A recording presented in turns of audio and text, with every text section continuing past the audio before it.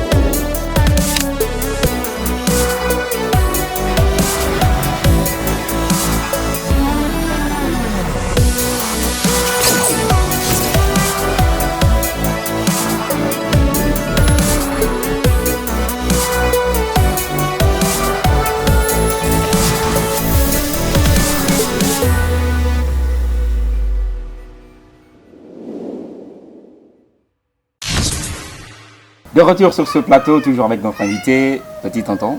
Oui. On a quelques jours d'un grand événement qui doit se tenir le 20 décembre du côté de l'hôtel Millennium. À quelques jours déjà, qu'est-ce qu'on peut vous souhaiter? Bonne chance et grand succès pour cette première édition de la Grande Nuit du Conte à Conakry. D'accord. Alors, on va parler de petit tonton bien avant de donner un peu les détails concernant cet événement.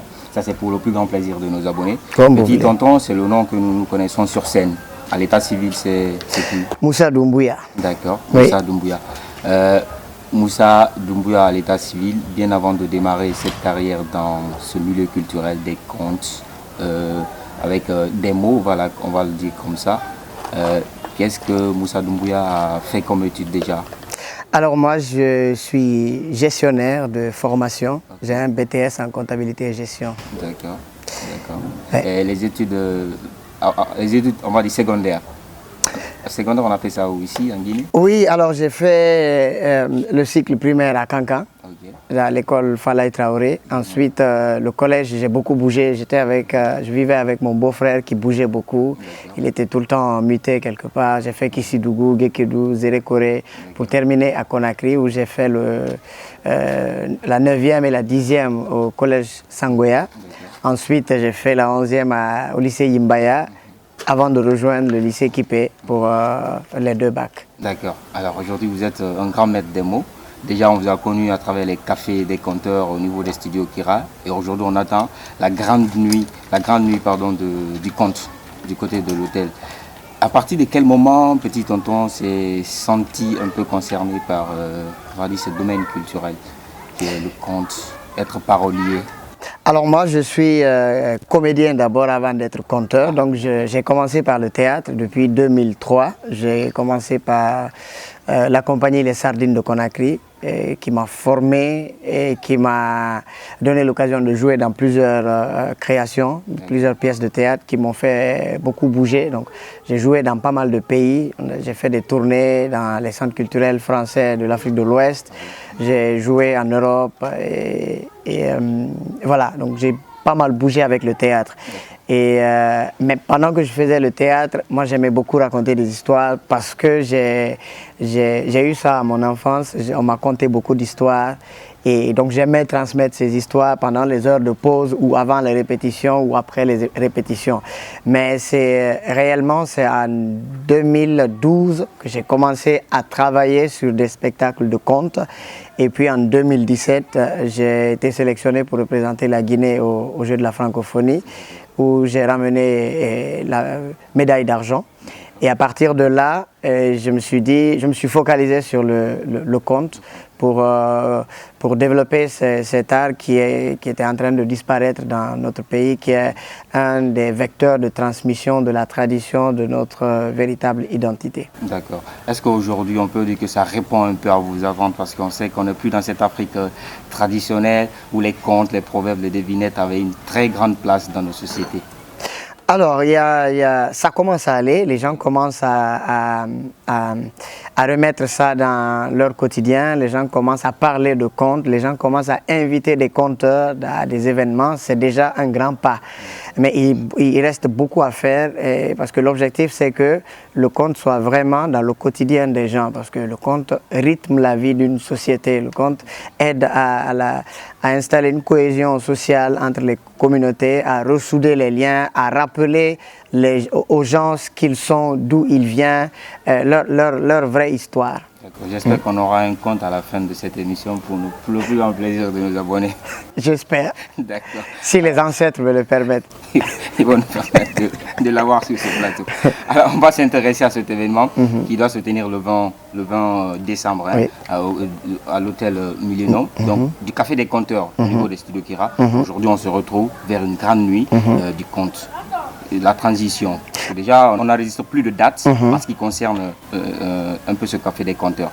Et immédiatement, on a vu cette grande date qui porte sur la grande nuit du conte. Oui, effectivement, le Café des Conteurs, c'était pour nous une façon de ramener en fait ces veillées traditionnelles qu'on a connues au village dans la grande ville. Maintenant que ça prend forme, que les gens commencent à s'y intéresser, et pour boucler la saison 2019, on a jugé nécessaire d'organiser cette grande nuit du conte pour permettre à ceux qui n'ont pas eu l'occasion d'aller voir ce Café des Conteurs de venir à cette grande soirée, mais aussi l'occasion d'inviter d'autres conteurs pour vraiment montrer aux gens que le conte est aujourd'hui un métier, c'est une profession, et il y a des gens qui vivent de ça et donc faire cette grande soirée, c'est pour boucler la saison des cafés des conteurs. Ça ne veut pas dire que les cafés, parce que même le café des conteurs a même bougé après.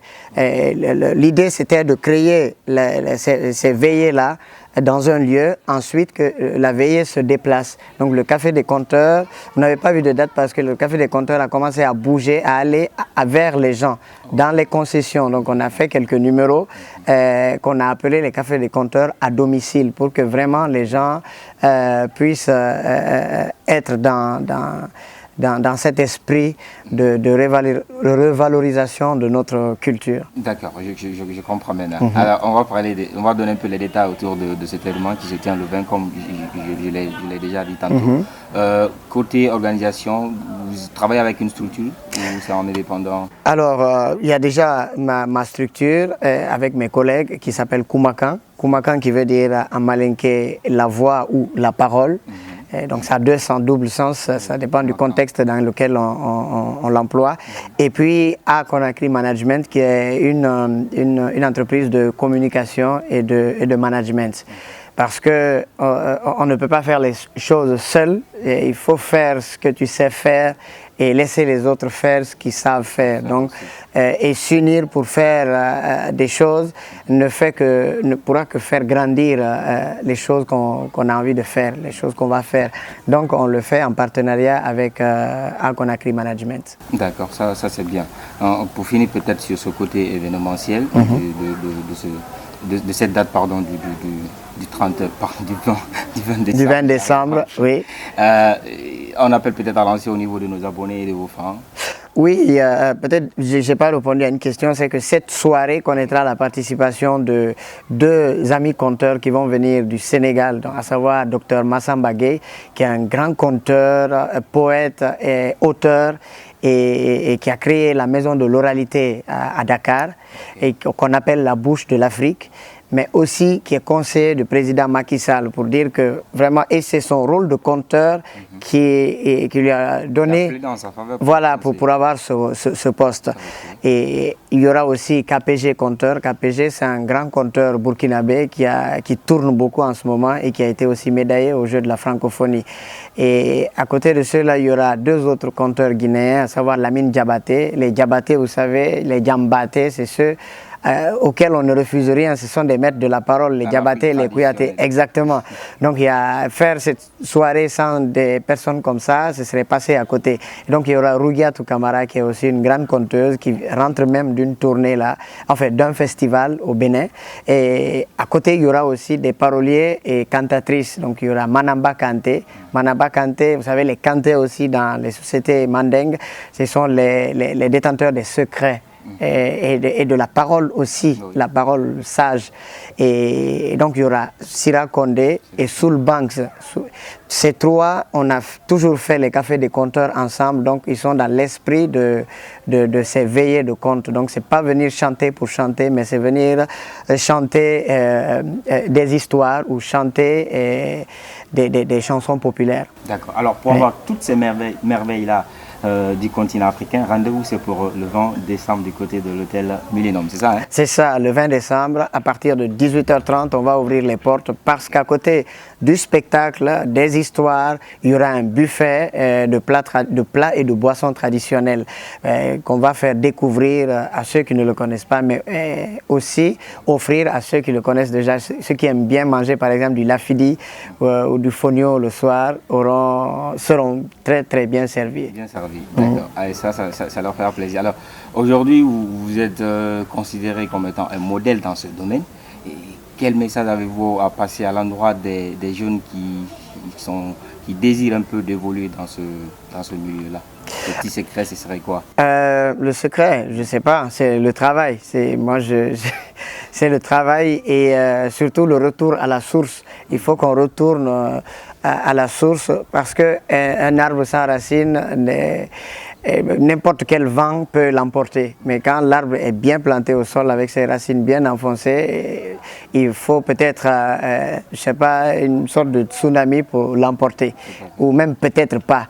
Et donc c'est le retour à la source. Moi je travaille depuis un moment avec pas mal d'adultes, pas mal de vieux, parce qu'on dit que un vieillard qui meurt en Afrique, c'est une bibliothèque qui brûle. Et moi j'ai aujourd'hui la confirmation, parce que je travaille avec un vieux depuis 3 mois, un vieux de 85 ans, et j'apprends énormément de choses. Donc l'appel, c'est que il faut travailler. Si vous avez envie de faire quelque chose, il faut beaucoup travailler. Travailler, c'est le travail qui paye. Et c'est le travail, au bout du travail qu'on a la réussite et on a la célébrité ou tout ce que vous voulez. D'accord.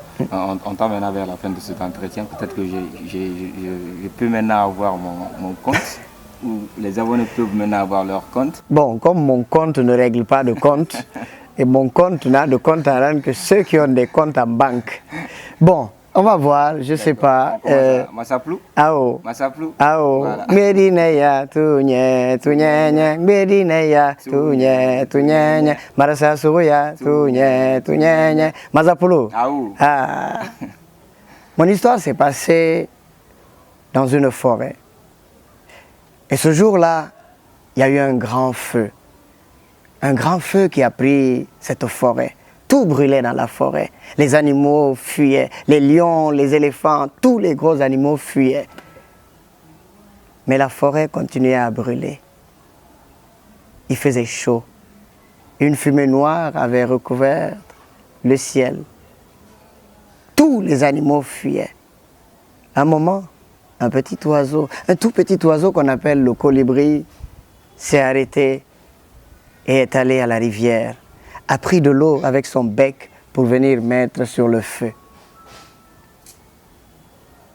Pendant quelques instants, ce petit oiseau continuait ses va-et-vient. Il prend de l'eau avec son bec, il vient mettre sur le feu.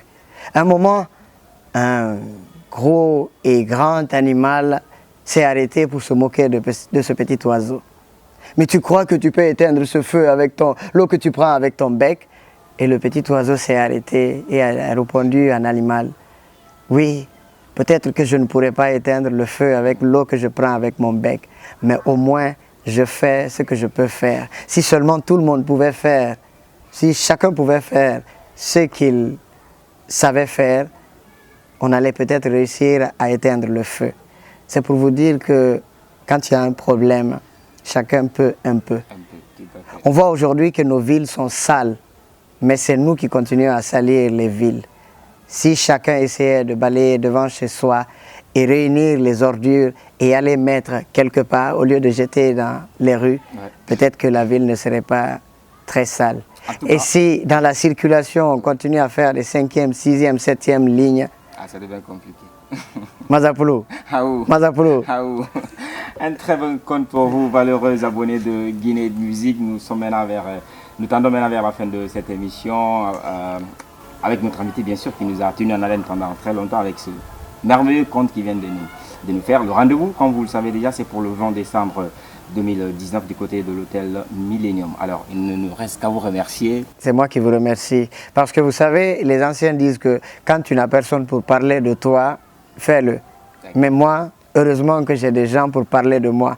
Et je suis sûr que je ne vais pas mourir inconnu. D'accord. Merci petit tonton. Que la bénédiction des ancêtres soit avec vous. Amen. Alors, merci la famille, merci de nous avoir suivis. Merci à toute l'équipe de réalisation de cette émission Actu People. À la prochaine pour un autre numéro, bien sûr. Mais pendant ce temps, je vous laisse avec cette bande-annonce publicitaire de nos sponsors. À la prochaine et portez-vous bien.